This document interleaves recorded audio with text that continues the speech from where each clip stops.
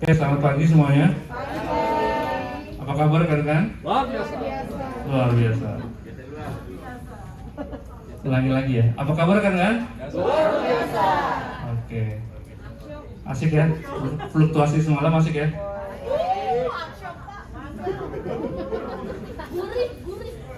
Gurih katanya. Ada yang tahu kenapa? FMC kan masih hari Kamis. Itu kan Bernard, FMC member. Oke, ini saya coba jabarkan secara lengkap ya. Kalau mau lebih lengkapnya untuk 4 bank sentral nanti ada di webinar sore nanti. Jadi kalau rekan-rekan tertarik apa yang akan terjadi minggu ini, termasuk juga untuk beberapa calon prospeknya, ya bisa hadir dalam webinar kami yang judulnya sudah kita sebar ke grup-grup ya. Itu tinggal lihat aja terus register. Oke, terpantau bahwa saham Asia pagi ini sesi pembukaan itu jatuh ya.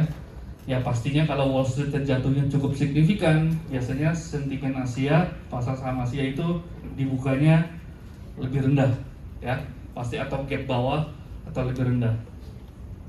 Ya, ini mengikuti Wall Street yang terkena aksi jual di pasar bearish. Jadi beberapa analis di Wall Street itu sudah mengatakan kemungkinan indeks Amerika ini sudah memasuki fase bearish. Ya, kalau kemarin mereka masih lihat patokannya di sini nih untuk bearish, ternyata semalam itu sudah memasuki indikator yang untuk pasar bearishnya. Lalu kenapa? Nah ini seperti kemarin saya bilang bahwa faktor utama pergerakan pasar belakangan ini sampai mungkin akhir tahun ini adalah kebijakan pengetatan pengetatan bank sentral ya, entah itu suku bunga, entah itu stimulusnya. Oke, nah yang paling berpengaruh adalah pengetatan di suku bunga ya, suku bunga baik Fed maupun bank sentral lainnya. Nah itu semua tercermin, bisa dibilang tercermin lebih dulu di pasar obligasi. Oke, jadi kekhawatiran dari apa yang akan dilakukan Fed itu tercermin lebih dulu biasanya di pasar obligasi. Nah, karena orang-orang Wall Street itu kalau analisa itu komprehensif ya, kalau kita kan kalau lagi ada posisi yen ya kita ngeliatnya yen, kalau ada posisi gold kamu ngeliatnya goldnya aja, ada posisi sterling ngeliatnya sterling aja. Nah kalau di Wall Street itu secara menyeluruh, apa sih yang sedang gerakin pasar saat ini ya. Jadi mereka langsung aware nih ketika melihat pasar obligasi, yieldnya obligasi yang terkena aksi jual dan yieldnya naik, berarti investor di pasar obligasi itu memiliki kekhawatiran adanya langkah agresif di Fed. Ya, kenapa terjadinya nggak langsung hari Jumat atau terjadinya hari Senin hari Jumat? Ya, biasanya kalau data itu mereka harus analisa sampai sehari 2 hari. Analisa komprehensifnya. Tapi kalau ada respon spontan ketika data keluar, itu memang sering kita ikutin. Tetapi rekan-rekan sini agak jarang mengikuti hasil komprehensif analisa dari data tersebut. Oke, misalkan gini, Jumat ada data inflasi spontan, pergerakannya spontan kita lihat, oke, pergerakannya naik turun dan kita mengambil posisi di situ. Tetapi yang sesungguhnya terjadi, si analis Wall Street ini yang memiliki analisa komprehensif, mereka akan lihat sampai seberapa jauh data itu berpengaruh. Nah, untuk melihat itu biasanya ada jarak sehari 2 hari. Nah, kemarin terjadi aja di hari Senin dan di perdagangan Amerika. Oke. Nah, kita yang ada di Asia akhirnya bisa meresponnya adalah hari Selasanya.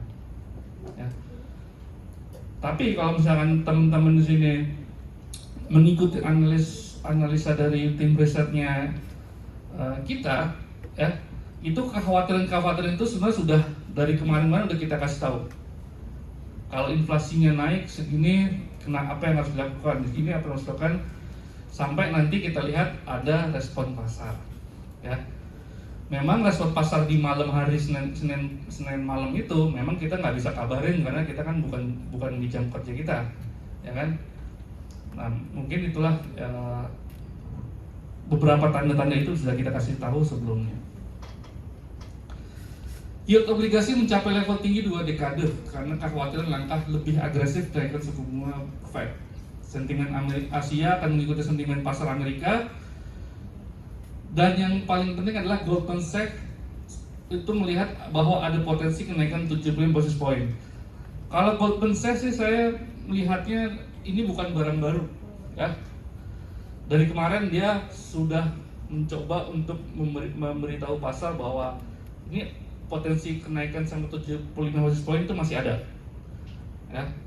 Dan akhirnya terbukti di data hari Jumat kemarin CPI-nya bagus banget, ada di level rekor juga.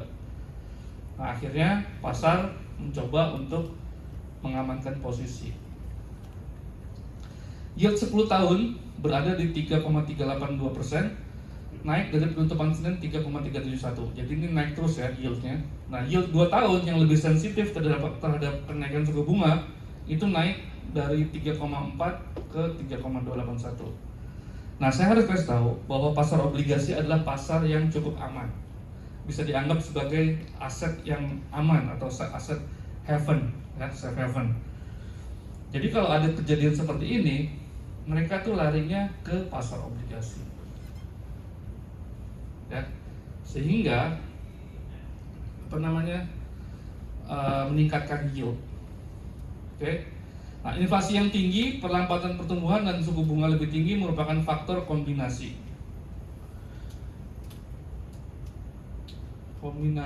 untuk merusak aset finansial. Oke, ini 3 faktor ini sedang terjadi sekarang, ya.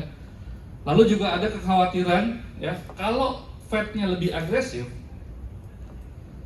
Ini kalau sekarang nih 50 basis point dianggap masih belum bisa meredam inflasi. Tapi kalau 75 basis point justru dikhawatirkan akan terjadi resesi. Nah, dilema kan? Si kakek siapa namanya? Powell, dia dilema, mau 50 basis point nggak ngaruh, 70 basis point pada akhirnya harus jatuh dalam resesi. Oke. Nah, kalau kalian rekan-rekan di sini menjadi Powell, apa yang harus dilakukan? 75 basis point apa 50 basis point? Seperti gambar yang kemarin Pak Richard kirim ke grup, saya jadi pengen ikutan mencet gitu. Ada yang 20 basis point, ada 75 basis point. Mana yang harus dilakukan? Hah? 50? 50 kan inflasinya nggak ngaruh. 75? Jadi jatuh dalam resesi nggak apa-apa? Hah? Nah, kalau melihat sifatnya Amerika, ya, saya pikir menurut opini saya adalah dia akan memilih Amerika jatuh dalam resesi.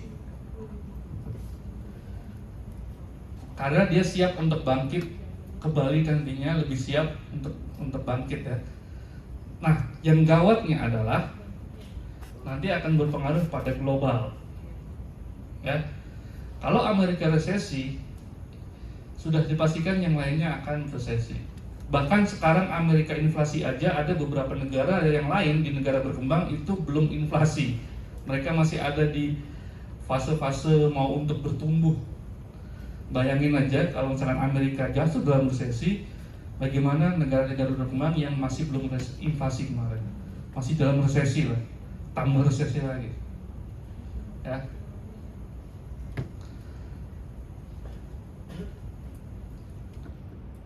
Indeks dolar naik ke 105.19 terhadap mata uang kecuali terhadap yen. Ya, kalau kita lihat yen Jepang kemarin semalam itu malah menguat, ya.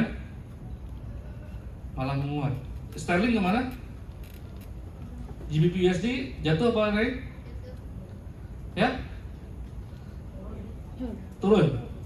Euro USD semalam naik atau turun? USD JPY semalam naik atau turun? USD JPY. Masa? Sekarang berapa?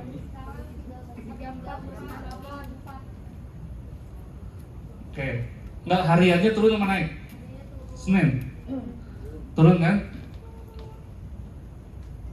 Jadi dolar itu menguat terhadap mata uang lainnya, tetapi terhadap yen dia justru lemah. Dolar masih berada dekat level tinggi 20 tahun dan semua aset mengalami kerugian seiring investor mencoba mengamankan posisi untuk langkah lebih agresif menaikkan suku bunga Fed dan potensi ekonomi jatuh dalam resesi. Nah, ini yang tadi saya bilang, ya. Dilemanya Fed itu ada potensi untuk jatuh dalam resesi. Oke. Nah, untuk emas itu harga masih berkisar dekat level rendah 4 minggu karena penguatan dolar Amerika berlawanan dengan permintaan safe haven.